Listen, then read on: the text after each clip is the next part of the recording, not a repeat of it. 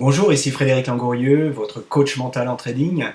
Aujourd'hui, je vais te parler d'un truc qui est extrêmement important, qui est très répandu d'ailleurs, et en même temps, moi, avec lequel je ne suis pas vraiment d'accord, parce que au niveau psycho, et je vais t'expliquer pourquoi, il y a quand même, à mon avis, des choses qui ne sont pas OK là-dessus. De nombreux traders fonctionnent avec un objectif qui peut être mensuel, semestriel, qui peut être effectivement hebdomadaire, mais aussi journalier. Et je vois beaucoup de traders avec des objectifs journaliers. Euh, Fondamentalement, je pense que c'est pas une bonne chose, effectivement, d'avoir un objectif journalier. Sauf pour une seule raison éventuellement. D'accord? La seule bonne raison d'avoir un objectif journalier, c'est que pour ceux qui ont du mal à s'arrêter, eh bien au moins ça leur donne un objectif, mais surtout une ligne, entre guillemets, la ligne finale de la journée. D'accord? C'est-à-dire qu'une fois qu'ils ont atteint leur daily win, eh bien effectivement, ils arrêtent. Et donc ça leur évite peut-être de faire des conneries derrière, de rentrer dans l'overtrading ou de continuer jusqu'à temps justement qu'ils perdent. C'est-à-dire qu'un peu, il y a pour beaucoup pour qui c'est pas évident de se mettre des limites, de savoir quand s'arrêter.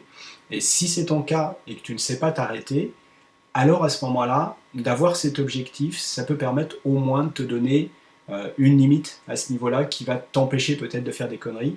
Et ça peut être une bonne raison d'avoir un objectif de journée.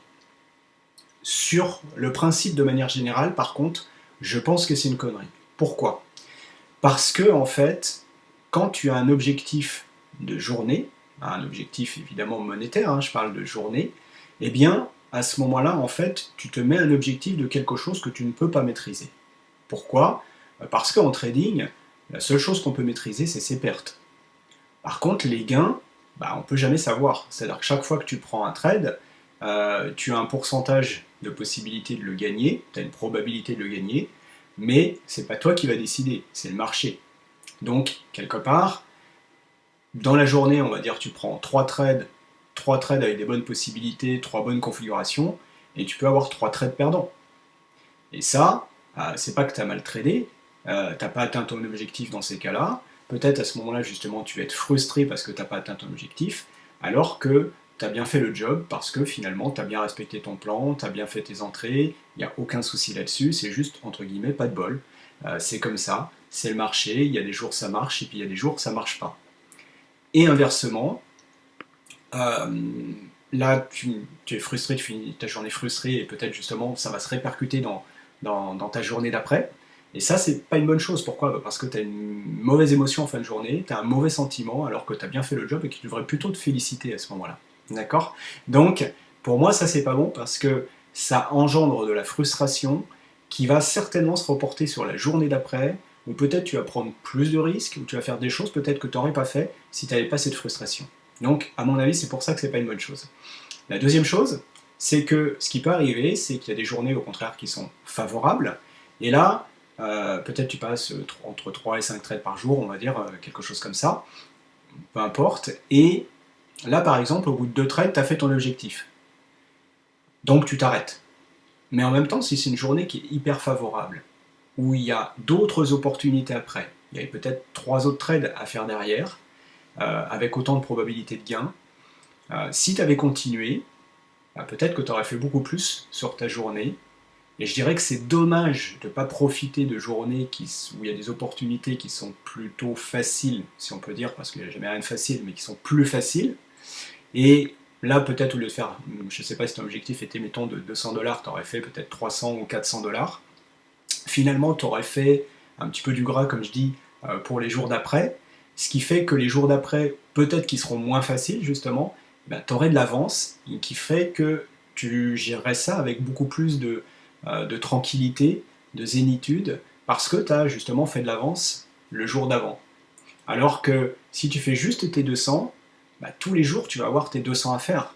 Et le lendemain, si c'est une journée qui est difficile, tu vas être tenté quand même de passer des trades parce que justement tu as tes 200 à faire, alors que la journée elle est compliquée, la lisibilité du marché elle n'est pas facile, le marché il est instable, il est effectivement peut-être ou très volatile, ou peu importe, mais au contraire pas du tout, il stagne, et donc ça bouge pas, et donc finalement il n'y a pas grand chose à faire, et là tu vas être tenté quand même de faire quelque chose parce que justement tu as cet objectif. Alors que bah là justement ce qui va se passer, un peu comme j'ai expliqué dans la vidéo précédente, tu vas trader justement ton PNL, tu vas plus trader le marché quoi en fait. Et donc quelque part ça c'est un biais qui va t'amener à prendre des trades qu'il ne faudrait pas prendre, à te forcer effectivement sur certaines choses, et certainement à créer de la perte, qui bah, là aussi va te mettre dans une mauvaise posture, et donc la journée d'après, bah, au lieu d'avoir fait tes fameux 200, tu auras peut-être fait moins 150 ou je sais pas combien, et donc tu vas partir en fait encore plus avec une émotion où peut-être tu as besoin de te rattraper, et etc. etc. Et donc, quelque part, ça va te faire partir dans une mauvaise spirale, à la fois émotionnelle et certainement de comportement, puisque le comportement suit l'émotionnel. Et là, à ce moment-là, le fait d'avoir un objectif, c'est absolument pas moteur, mais au contraire, c'est quelque chose plutôt de destructeur, parce que ça va te créer de la pression, et cette pression va avoir tendance à monter de plus en plus si ensuite derrière tu accumules des jours justement négatifs à cause de cette pression. Et donc, finalement, on se rend compte, et je me rends compte à la fois, et moi c'est arrivé pour moi aussi, hein, mais me rends compte effectivement sur les personnes que j'accompagne, c'est que finalement, avoir un objectif journalier, c'est plutôt défavorable que favorable dans la plupart des cas. Inversement, par contre, si on a un objectif qui est peut-être sur du plus long terme, ça peut être aidant parce que quelque part, ça nous permet parfois de nous motiver par rapport à ça, mais surtout d'avoir effectivement une ligne directrice pour savoir si on est à peu près dans les clous. Mais c'est au minimum sur une semaine, je dirais peut-être plutôt sur un mois, et en même temps, bah, quand tu vas arriver à la fin de la semaine ou quand tu vas arriver à la fin du mois, il risque de se repasser la même chose avec une pression par rapport à ça, de vouloir faire l'objectif absolument. Surtout, comme je l'expliquais dans la dernière vidéo avec Bernard, c'est quand tu arrives proche de l'objectif, bah, tu peux avoir tendance à vouloir forcer à ce moment-là. Et c'est quand tu forces justement en général que bah, tu vas te vautrer, que tu vas perdre. Et donc, non seulement tu étais tout prêt, mais tu repars en arrière et que tu vas être tenté effectivement d'essayer de récupérer ça.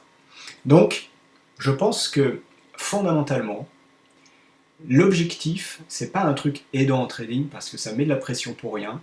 Et si tu as du mal à gérer cette pression émotionnellement, il vaut mieux se passer d'objectif et se dire ok, aujourd'hui, je vais trader ce qu'il y a à trader, je vais prendre les occasions qu'il y a à prendre et uniquement ça. Ok? Peu importe effectivement ce que tu fais à la fin de la journée, c'est est-ce que tu as pris les bonnes occasions, est-ce que tu les as bien pris, c'est juste ça qui est important. Parce que le score, lui, il suivra. Donc, moi, je t'encourage, et c'est ce que je dis à toutes les personnes que j'accompagne, oublie ton objectif, t'embête pas avec ça, sois dans l'instant présent, trade ce qu'il y a à trader maintenant, aujourd'hui, et puis à la fin de la journée, tu feras le bilan.